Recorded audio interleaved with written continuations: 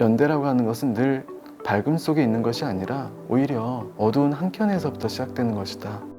행복한 사회는 일상에서 마주치는 사람들, 이런 사람들과 여러 번의 무수한 어떤 사회적인 인터랙션이 얼마나 괜찮냐.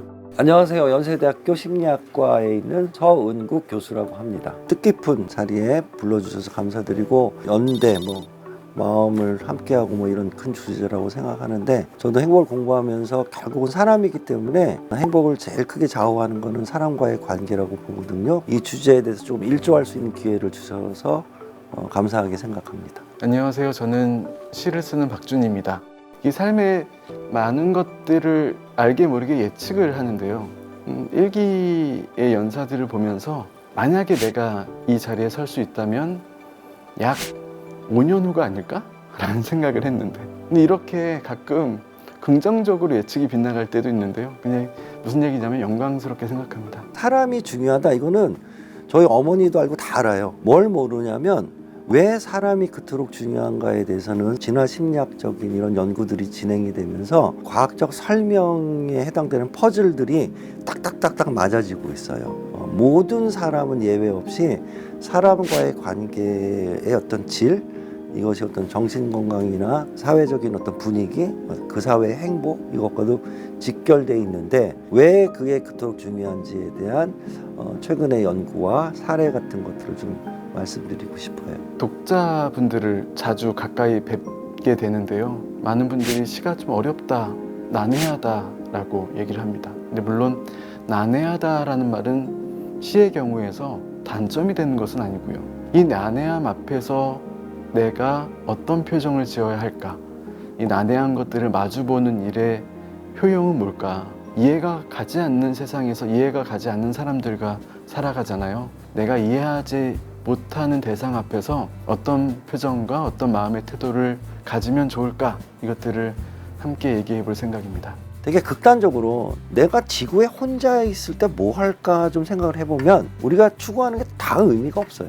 일상에서 우리가 갖고 있는 가치라든지 추구하는 모든 것들은 80% 90%가 의미가 있는 이유가 사람이 있어서 그런 거거든요. 이게 호모사피엔스가 지구를 정복한 이유거든요. 우리가 뭐 그렇게 힘이 센 애들도 아니고 어느 순간의 진화의 과정에서 같이 뭔가를 협력을 하면 내가 혼자 하지 못하는 것들을 할 수 있겠는데, domestication이라는 영어 단어가 있는데 가축화예요. 인간이 되게 가축화됐어요. 혼자서 정글에서 창 들고 뛰어다니다가 같이 협력을 해서 뭔가를 공동의 목표를 해가지고 뭔가 한 목표를 가서 간다. 이런 것이 우리가 만물의 영장이 될 수 있었던 결정적인 계기거든요. 인간은 타인의 행복하고 기쁜 감정에 대해서 큰 관심 없습니다. 그건 너의 행복이고 너의 기쁨이지 내 것은 아니야. 그러니까 나한테 자랑 좀 하지 마. 이렇게 되는 거죠. 근데 인간이 뭐 악하거나 옹졸한 존재여서 그렇다고 생각하지 않은 게요. 대신에 인간은 타인의 고통과 슬픔에 기민하게 깊게 반응해요. 친구의 어떤 어두운 일을 오래 들어줄 수 있고요.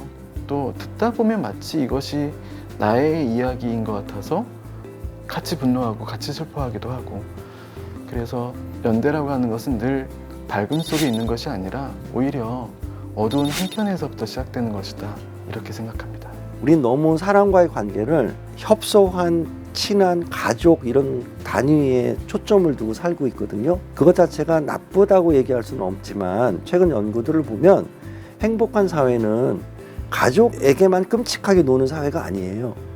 오히려 이 좁은 울타리 밖에 있는 사람들, 일상에서 마주치는 사람들, 이런 사람들과 살짝 스쳐 지나가는, 그러나 여러 번의 무수한 어떤 사회적인 인터랙션이 얼마나 좀 훈훈하고 재미있고 괜찮냐, 이런 것이 그 사회의 어떤 전체적인 행복을 진짜 휘청거리게 만드는데, 그 부분에서 우리는 너무 좀 약점이 좀 있다고 생각해요. 내 집단, 우리, 남은 어떻게 되든 상관없고, 그 부분이 우리가 좀 제일 시급하게 좀 고민을 해야 되는 좀 이슈가 아닌가 이렇게 생각을 합니다. 사람이 내가 가지고 있는 감정을 최대한 다양하게 풍부하게 표현할 수 있다면 이 인간은 평화로워지거든요. 근데 이런 방법이 없다면 혹은 잘 모른다면 어쩔 줄 몰라 하죠. 근데 비단 나에게서 끝내는 문제는 아니고요. 낯선 타인이 그 역시 본인의 감정과 마음을 표현할 수 있는 수단 혹은 언어적 수단이 발달되어 있으면 그건 나에게도 좋은 일입니다.